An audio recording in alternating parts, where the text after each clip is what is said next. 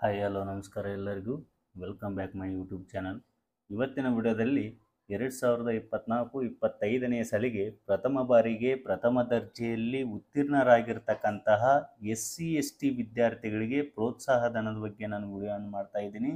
So ಈ ಒಂದು price ಮನಿಗೆ ಯಾವ ರೀತಿ ಅರ್ಜಿ ಸಲ್ಲಿಸಬೇಕು ಮತ್ತು ಯಾರೆಲ್ಲ ಅರ್ಜಿ ಸಲ್ಲಿಸಬೇಕು, ಹೇಗೆ ಅರ್ಜಿಯನ್ನು ಸಲ್ಲಿಸಬೇಕು ಮತ್ತು ಇದಕ್ಕೆ ಮಾಡಬೇಕಾಗಿರ್ತಕ್ಕಂತಹ ಒಂದು ಸಣ್ಣ ಕೆಲಸ ಏನು, ಇನ್ನೂ ಮುಂತಾದ ಮಾಹಿತಿಯನ್ನು ನಾನು ಈ ವಿಡಿಯೋದಲ್ಲಿ ಸವಿವರವಾಗಿ ನಿಮಗೆ ತಿಳಿಸ್ಕೊಡ್ತಾ ಇದ್ದೀನಿ. ಅದಕ್ಕೂ ಮುಂಚೆ ಯಾರೆಲ್ಲ ಸಬ್ಸ್ಕ್ರೈಬ್ ಮಾಡ್ಕೊಳ್ಳದೆ ನನ್ನ ವಿಡಿಯೋಗಳನ್ನು ನೋಡ್ತಾ ಇದ್ದೀರೋ ಅವರೆಲ್ಲರೂ ಸಬ್ಸ್ಕ್ರೈಬ್ ಮಾಡಿಕೊಂಡು ಪಕ್ಕದಲ್ಲಿ ಕಾಣುವ ಬೆಲ್ ಬಟನ್ ಮೇಲೆ ಕ್ಲಿಕ್ ಮಾಡಿ ಆಲ್ ಅಂತ ಸೆಲೆಕ್ಟ್ ಮಾಡ್ಕೊಳ್ರಿ. ಹಾಗೆ ಈ ವಿಡಿಯೋ ನಿಮ್ಗೆ ಒಂದು ವೇಳೆ ಇಷ್ಟ ಆಗಿದ್ರೆ ದಯವಿಟ್ಟು ನಿಮ್ಮ ಫ್ರೆಂಡ್ಸ್ಗೆಲ್ಲ ಶೇರ್ ಮಾಡಿರಿ ಅಂತ ಹೇಳ್ತಾ ಬನ್ನಿ ಹಾಗಾದರೆ ನೋಡೋಣ. ಈ ಒಂದು ಪ್ರೈಸ್ ಮನಿಯ ಬಗ್ಗೆ ನಾವು ಬೇಸಿಕಾಗಿ ನೋಡೋದಾದರೆ ಇಲ್ಲಿ ಸೆಕೆಂಡ್ PUC ಮತ್ತು ಥರ್ಡ್ ಇಯರ್ ಪಾಲಿಟೆಕ್ನಿಕ್ ವಿದ್ಯಾರ್ಥಿಗಳಿಗೆ ಇಲ್ಲಿ 20,000 ರೂಪಾಯಿಗಳ ಒಂದು ಪ್ರೋತ್ಸಾಹಧನವನ್ನು ನೀಡ್ತಾರೆ ಅವರು.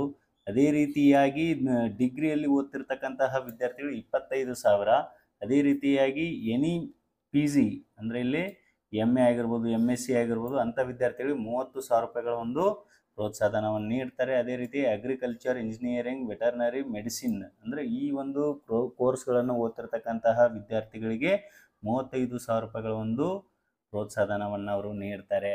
ಸೊ ಈ ಒಂದು ಅರ್ಜಿಯನ್ನು ಯಾವ ರೀತಿ ಸಲ್ಲಿಸಬೇಕು ಮತ್ತು ಯಾವೆಲ್ಲ ಕೆಟಗರಿಯವರಿಗೆ ಇದೆ ಅಂತ ನಾವು ನೋಡೋದಾದರೆ ಇಲ್ಲಿ ಸದ್ಯಕ್ಕೆ ಇಲ್ಲಿ 2 ಕೆಟಗರಿಯ ಒಂದು ವಿದ್ಯಾರ್ಥಿಗಳಿಗೆ ಒಂದು ಆನ್ಲೈನ್ ಅರ್ಜಿಯನ್ನು ಬಿಟ್ಟಿದ್ದಾರೆ.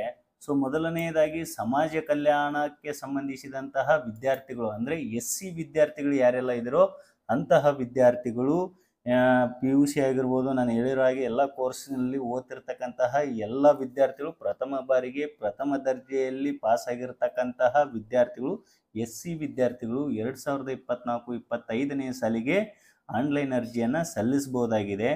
ಅದೇ ರೀತಿಯಾಗಿ ಪರಿಶಿಷ್ಟ ವರ್ಗಗಳ ಕಲ್ಯಾಣ ಇಲಾಖೆ ಅಂದರೆ ST ವಿದ್ಯಾರ್ಥಿಗಳು ಕೂಡ ಈ ಒಂದು ವರ್ಷಕ್ಕೆ ನೀವು ಪ್ರೋತ್ಸಾಹಧನಕ್ಕೆ ಅರ್ಜಿಯನ್ನು ಸಲ್ಲಿಸಬಹುದಾಗಿದೆ. ಸೊ ಇಲ್ಲಿ 2 ವೆಬ್ಸೈಟ್ಗಳು ನಿಮ್ಗೆ ತೋರಿಸ್ತಾ ಇದ್ದೀನಿ. ಇಲ್ಲಿ ಸಮಾಜ ಕಲ್ಯಾಣ ಇಲಾಖೆ ವೆಬ್ಸೈಟ್ ಇದೆ ಇಲ್ಲಿ.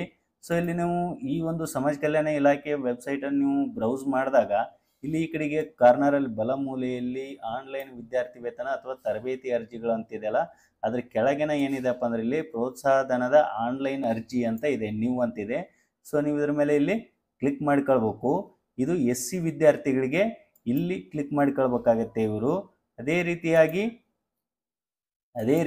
ST ವಿದ್ಯಾರ್ಥಿಗಳು ಈ ಒಂದು ವೆಬ್ಸೈಟಿಗೆ ಬಂದಾಗ ನೀವು ಕೆಳಗೆ ಸ್ಕ್ರೋಲ್ ಮಾಡಿದಾಗ ಇಲ್ಲಿ ಕಾಣಿಸುತ್ತೆ ನಿಮ್ಮ ಬಲ ಒಂದು ಭಾಗದಲ್ಲಿ ಮೆಟ್ರಿಕ್ ನಂತರದ ಅಂದರೆ PUC ಪದವಿ, ಸ್ನಾತಕೋತ್ತರ ಪದವಿ ಪ್ರೋತ್ಸಾಹಧನ ಅಂತ ಏನು ನೀವು ಅನ್ಕೊಂತ ಇದೆ ಅದರ ಮೇಲೆ ನೀವು ಇಲ್ಲಿ ಕ್ಲಿಕ್ ಮಾಡ್ಕೊಂಡ್ರೆ ಅದು ಏನಾಗುತ್ತಪ್ಪ ಅಂದರೆ ನಿಮ್ಮ ಒಂದು ಅರ್ಜಿಗೆ ಈ ಥರ ಅರ್ಜಿ ಒಂದು ತೆರೆದುಕೊಳ್ಳುತ್ತೆ. ಸೊ ಇಲ್ಲಿ ನೀವು online application passed in 2024 only ಅಂದರೆ ಕಡ್ಡಾಯವಾಗಿ ಇದೇ ವರ್ಷದಲ್ಲಿ ನೀವು ಉತ್ತೀರ್ಣರಾಗಿರಬೇಕಾಗಿರುತ್ತೆ.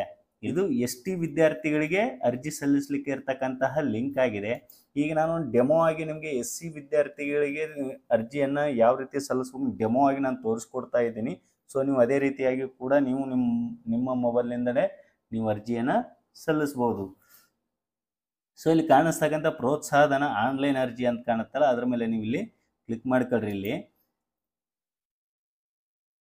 ಮಾಡ್ಕೊಂಡಾಗ ಈ ರೀತಿ ಪ್ರೈಸ್ ಮನಿಯ ಒಂದು ಹೊಸ ವೆಬ್ಸೈಟ್ ನಿಮಗೆ ಕಾಣಿಸುತ್ತೆ. ಇಲ್ಲಿ ಕಳೆದ ವರ್ಷ ಈ ರೀತಿ ಇರಲಿಲ್ಲ, ಈ ಥರ ಇತ್ತು. ST ಅಭ್ಯರ್ಥಿಗಳಿಗೆ ಏನು ಈ ಥರ ಬರ್ತಿದ್ದಲ್ಲ ಪೇಜು ಈ ಥರ ಇತ್ತು, ಅದು ಈ ಸರಿ ಮಾಡರ್ನ್ ಆಗಿ ಮಾಡಿದ್ದಾರೆ. ಸೊ ಇಲ್ಲಿ ಮೇಲೆ ಬಲ ಮೂಲೆಯಲ್ಲಿ ರಿಜಿಸ್ಟರ್ಡ್ ಆ್ಯಂಡ್ ಅಪ್ಲೈ ಅಂತ ಕಾಣುತ್ತಲ್ಲ, ಮೊದಲ ಬಾರಿಗೆ ನೀವು ಯಾರಾದರೂ ಇದೇ ಮೊದಲು ಅರ್ಜಿಯನ್ನು ಸಲ್ಲಿಸ್ತಾ ಇದ್ರೆ ಫಸ್ಟು ರಿಜಿಸ್ಟರ್ಡ್ ಆಗಬೇಕಾಗತ್ತೆ.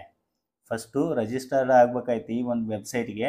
ಇಲ್ಲ ನಾವು ಈಗಾಗಲೇ ನಾವು ಒಂದು ಟೈಮ್ ತಗೊಂಡಿದ್ದೀವಿ SLCನೋ ಅಥವಾ ಯಾವುದೋ PUCಯಲ್ಲಿ ನಾವು ತಗೊಂಡಿದ್ದೇನೆ ಅಂದರೆ ಅದು ಈಗಾಗಲೇ ಯೂಸರ್ ID ಪಾಸ್ವರ್ಡ್ ಇರುತ್ತೆ, ಅಲ್ಲಿ ನೀವು ಲಾಗಿನ್ ಮಾಡ್ಕೊಳ್ಬೇಕಾಗತ್ತೆ. ಲಾಗಿನ್ ಮಾಡ್ಕೊಂಡು ಸಂಬಂಧಿಸಿದಂಥ ದಾಖಲೆಗಳನ್ನು ಅಪ್ಲೋಡ್ ಮಾಡಿ ನೀವು ಸಬ್ಮಿಟ್ ಕೊಡಬೇಕಾಗತ್ತೆ. ಸೊ ನಾನು ರಿಜಿಸ್ಟರ್ಡ್ ಆ್ಯಂಡ್ ಅಪ್ಲೈ ಅಂತ ಕಾಣುತ್ತಲ್ಲ ಅದ್ರ ಮೇಲೆ ಇಲ್ಲಿ ಕ್ಲಿಕ್ ಮಾಡ್ಕೊಂಡಾಗ ಇಲ್ಲಿ 3 ಆಪ್ಷನ್ಗಳು ನಮ್ಗೆ ಕಾಣಿಸುತ್ತೆ. ಇಲ್ಲಿ ರಿಜಿಸ್ಟರ್ಡ್ ಅಂತಿದೆ, ರೀಪ್ರಿಂಟು, ಅಪ್ಲೋಡ್ ಡಾಕ್ಯುಮೆಂಟ್ಸ್ ಅಂತ. ಮೊದಲ ಆಪ್ಷನ್ನು ರಿಜಿಸ್ಟರ್ಡ್ ಮೇಲೆ ಕ್ಲಿಕ್ ಮಾಡಿರಿ. ಇಲ್ಲಿ ಮಾಡ್ಕೊಂಡಾಗ ಇಲ್ಲಿ ಆಧಾರ್ ಡೀಟೇಲ್ಸ್ ಕೇಳುತ್ತೆ. ಆಧಾರ್ ಡೀಟೇಲ್ಸ್ ಮೇಲೆ ಸ್ಕೀಮ್ ಅಂತ ಬರುತ್ತೆ. ಸ್ಕೀಮ್ ಮೇಲೆ ಕ್ಲಿಕ್ ಮಾಡಿದಾಗ ನಿಮಗೆ ಯಾವುದು ವ್ಯಾಲಿಡ್ ಇದೆನೋ ಅದನ್ನು ನೀವು ಇಲ್ಲಿ ಸೆಲೆಕ್ಟ್ ಮಾಡ್ಕೊಳ್ಳೋದು. ಪೋಸ್ಟ್ ಮೆಟ್ರಿಕ್ ಆದರೆ ಪೋಸ್ಟ್ ಮೆಟ್ರಿಕ್ಕು, SLC ಆದರೆ SSLC ಅಂದರೆ ನೀವು PUC ಯಲ್ಲಿ ಓದ್ತಿರೋರಾಗಿದ್ದರೆ SSLCಯನ್ನು ಸೆಲೆಕ್ಟ್ ಮಾಡ್ಕೊಳ್ಬೇಕು. ನೀವು ಆಫ್ಟರ್ PUC ಏನಾದರೂ ಇದರಲ್ಲಿ ಡಿಗ್ರಿಗಳಲ್ಲಿ ಓದ್ತಾ ಇದ್ದರೆ ಪೋಸ್ಟ್ ಮೆಟ್ರಿಕ್ ಅಂತ ಸೆಲೆಕ್ಟ್ ಮಾಡ್ಕೊಳ್ಬೇಕು. ಸೊ ಇಲ್ಲಿ ನಿಮ್ಗೆ ಯಾವ್ದು ಅಪ್ಲಿಕೇಬಲ್ ಇರುತ್ತೋ ಅದನ್ನು ನೀವು ಇಲ್ಲಿ ಸೆಲೆಕ್ಟ್ ಮಾಡ್ಕೊಳ್ರಿ. ಇಲ್ಲಿ ಮಾಡ್ಕೊಂಡ ನಂತರ Aadhaar validation is not done, please do the Aadhaar validation before apply ಅಂತ ಇದೆ. ಅಂದರೆ ನೀವು ಅರ್ಜಿಯನ್ನು ಸಲ್ಲಿಸುವ ಪೂರ್ವದಲ್ಲಿ ವ್ಯಾಲಿಡೇಟ್ ಆಧಾರ್ ಮಾಡ್ಕೊಳ್ರಿ ಅಂತ ಹೇಳ್ತಾ ಇದೆ ಅದು. ಸೊ ಇಲ್ಲಿ KYCಗೆ ಫಾರ್ಮೆಟ್ ಬರುತ್ತೆ. ಇಲ್ಲಿ ಯಾರು ಅರ್ಜಿಯನ್ನು ಸಲ್ಲಿಸ್ತಾ ಇದ್ರೋ ಅಂತಹ ವಿದ್ಯಾರ್ಥಿಯ ಒಂದು ಆಧಾರ್ ಸಂಖ್ಯೆನ ಇಲ್ಲಿ ಎಂಟರ್ ಮಾಡ್ಕೊಳ್ಬೇಕು. ಇಲ್ಲಿ ಆಧಾರ್ ಸಂಖ್ಯೆಯನ್ನು ಎಂಟರ್ ಮಾಡ್ಕೊಂಡ ನಂತರ ಚೆಕ್ ಬಾಕ್ಸ್ ಕಾಣುತ್ತಲ್ಲ, ಇಲ್ಲಿ ಕ್ಲಿಕ್ ಮಾಡ್ರಿ. ಇಲ್ಲಿ ಮಾಡ್ಕೊಂಡು ಕೆಳಗೆ 2 ಆಪ್ಷನ್ ಇದೆ, ದೃಢೀಕರಣ ವಿಧಾನವನ್ನು ಆಯ್ಕೆ ಮಾಡಿ ಅಂತ. OTP or fingerprint capture ಅಂತ ಇದೆ. ಮೊದಲ ಆಪ್ಷನ್ OTP ಮೇಲೆ ಕ್ಲಿಕ್ ಮಾಡ್ಕೊಂಡ್ರೆ ಯಾವ ಆಧಾರ್ ಕಾರ್ಡಲ್ಲಿ ಮೊಬೈಲ್ ನಂಬರ್ ಲಿಂಕ್ ಇರುತ್ತೋ ಆ ಒಂದು ಮೊಬೈಲ್ ನಂಬರ್ಗೆ ಇಲ್ಲಿ ಜನರೇಟ್ OTP ಮಾಡಿದರೆ ಆ ಒಂದು ಮೊಬೈಲ್ ನಂಬರ್ಗೆ 5-6 ಅಂಕಿಯ ಒಂದು OTP ಹೋಗಿರುತ್ತೆ. ಅದನ್ನು ನೀವು ಇಲ್ಲಿ ಹಾಕಬೇಕಾಗತ್ತೆ. ಸೊ ಇಲ್ಲಿ ಓಕೆ ಅಂತ ಕೊಡ್ರಿ. ಇಲ್ಲಿ ಬಂದಿರತಕ್ಕಂತಹ OTPಯನ್ನು ಇಲ್ಲಿ ಏನು ಮಾಡ್ಬೇಕು, ನೀವು ಹಾಕಬೇಕಾಗತ್ತೆ. OTPಯನ್ನು ಎಂಟರ್ ಮಾಡ್ಕೊಂಡು ಇಲ್ಲಿ ಸಬ್ಮಿಟ್ ಬಟನ್ ಮೇಲೆ ಕ್ಲಿಕ್ ಮಾಡಿರಿ.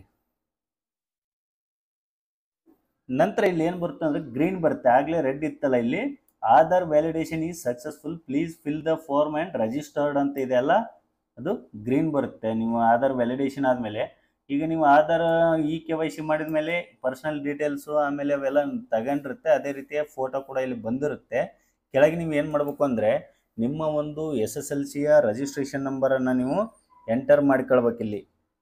ಸೊ ನೀವು ಇಲ್ಲಿ SSLC ರಿಜಿಸ್ಟ್ರೇಷನ್ ನಂಬರ್ ಎಂಟರ್ ಮಾಡ್ಕೊಂಡ್ಮೇಲೆ ಇಲ್ಲಿ ಫಾದರ್ ನೇಮ್ ಕೇಳುತ್ತೆ. ಫಾದರ್ ನೇಮನ್ನು ಆ್ಯಸ್ ಪರ್ SSLC ರೆಕಾರ್ಡ್ ಪ್ರಕಾರ ಫಾದರ್ ನೇಮ್ ಆಗಿರ್ಬೋದು, ಮದರ್ ನೇಮ್ ಆಗಿರ್ಬೋದು, ಅದನ್ನು ಎಂಟರ್ ಮಾಡಿರಿ. ಇಲ್ಲಿ ಅದೇ ರೀತಿಯಾಗಿ ಫೋನ್ ನಂಬರ್, ವ್ಯಾಲಿಡ್ ಒಂದು ಫೋನ್ ನಂಬರನ್ನು ಇಲ್ಲಿ ಎಂಟರ್ ಮಾಡ್ಕೊಳ್ಬೇಕು. ಕಾಲೇಜ್, ಡಿಸ್ಟಿಕ್ಕು, ಯಾವ ಡಿಸ್ಟಿಕ್ಕಲ್ಲಿ ನೀವು ಓದಿದ್ರಿ ಅನ್ನೋದನ್ನು ಇಲ್ಲಿ ಸೆಲೆಕ್ಟ್ ಮಾಡ್ಕೊಳ್ರಿ. ಇಲ್ಲಿ ತಾಲೂಕು,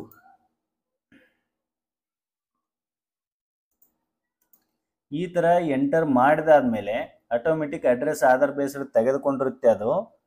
ನಂತರ ಇಲ್ಲಿ ಕಾಸ್ಟ್ ಡೀಟೇಲ್ ಅಂತ ಇದೆ, ಇನ್ಕಮ್ ಡೀಟೇಲ್ಸ್ ಅಂತ ಇದೆ.